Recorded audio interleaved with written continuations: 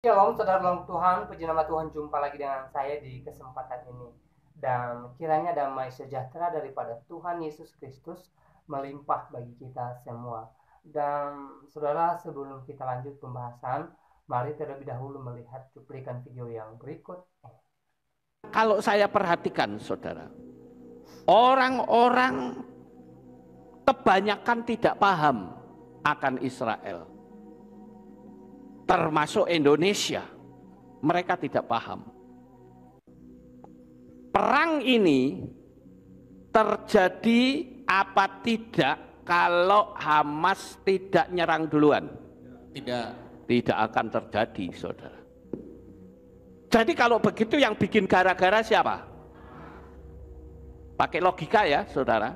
Kita main logika berpikir.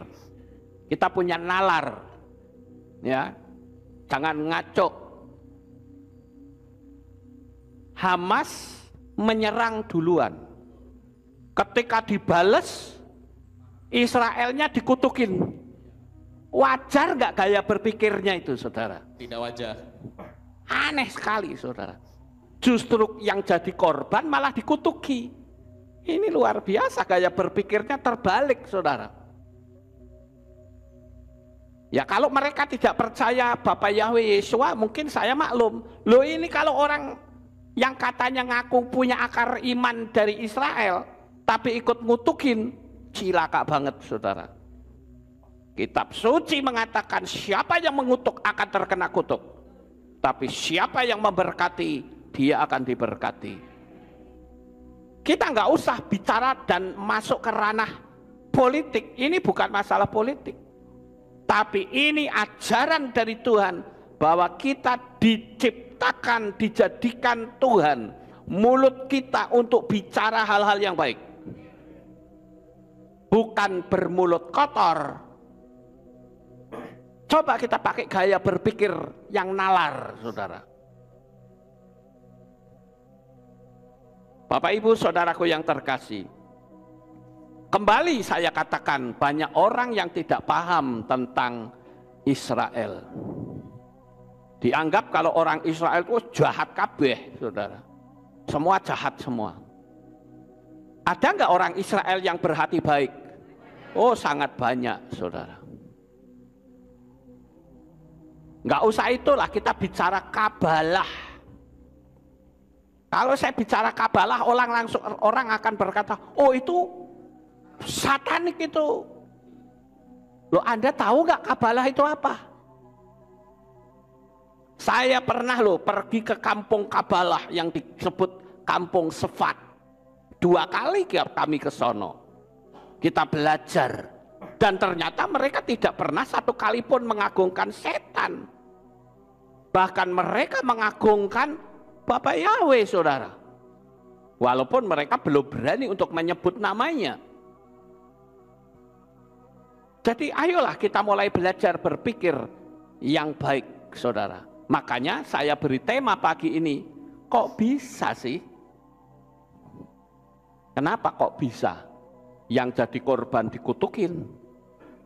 Saya kasih tahu, Tuhan jadikan mulut kita bukan punya mulut kotor, yang keluarnya hanya sumpah serapah. Bahkan kadangkala kita tidak tahu berita yang sebenarnya. Di luaran ini kan berita yang muncul kan liar sekali, ya.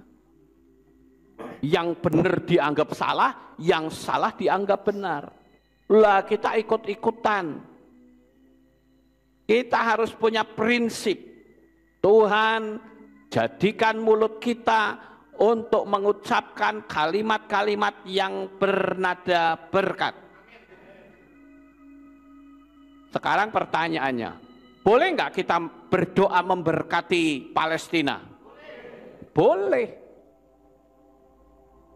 Kenapa? Karena mereka juga butuh diselamatkan. Kita doakan supaya mereka mengerti kebenaran. Karena orang Israelnya sendiri kadang banyak yang tidak ngerti kebenaran.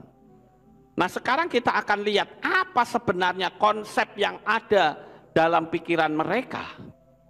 Kenapa kok mereka sampai minta Netanyahu mundur? Kemudian bendera Israel dibakar.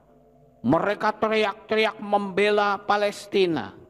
Nah, itu saja kan sudah membuktikan bahwa tidak semua orang Israel itu membenci Palestina. Ya toh, saudara? Pakai logika kita berpikir. Jangan berpikir pakai logika terbalik. Baik, saudara Tuhan, itu cuplikan videonya. Kita sudah lihat bersama apa yang disampaikan oleh beliau di video tadi.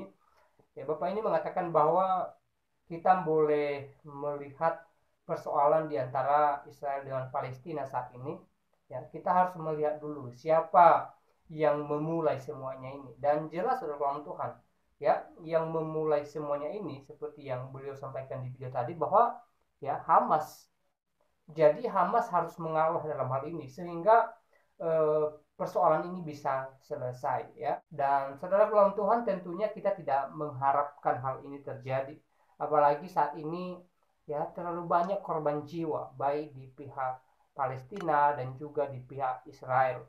Jadi kita tidak merindukan hal ini terjadi, ya. Kita rindukan ya kedua negara ini bisa secepatnya berdamai, tidak ada lagi konflik di antara mereka, dan tidak ada lagi korban jiwa, saudara Tuhan. Kita merindukan titik persoalan saat ini boleh diketemukan sehingga semuanya bisa diselesaikan dan kedamaian menjadi bagian kedua negara ini. Ini kerinduan kita pastinya, ini doa kita, dan kita terus doakan supaya bangsa Israel dan juga bangsa Palestina senantiasa dalam lindungan Tuhan yang Maha Kuasa dan senantiasa mengalami pertolongan Tuhan.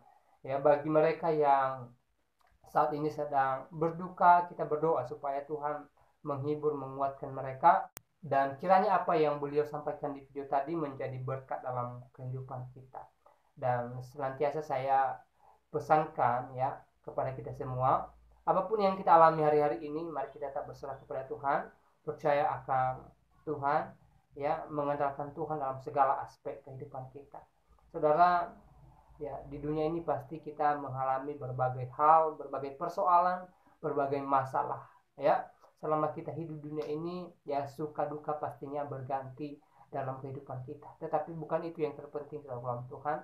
Yang terpenting adalah bagaimana kita berserah kepada Tuhan, mengandalkan Tuhan dalam segala persoalan yang menghadang langkah kita hari demi hari yang kita lalui, dan kita percaya bahwa Tuhan senantiasa menyertai kita bagi setiap kita yang percaya kepadanya. Dan kiranya video singkat ini memberkati kita dan Tuhan Yesus memberkati kita semua.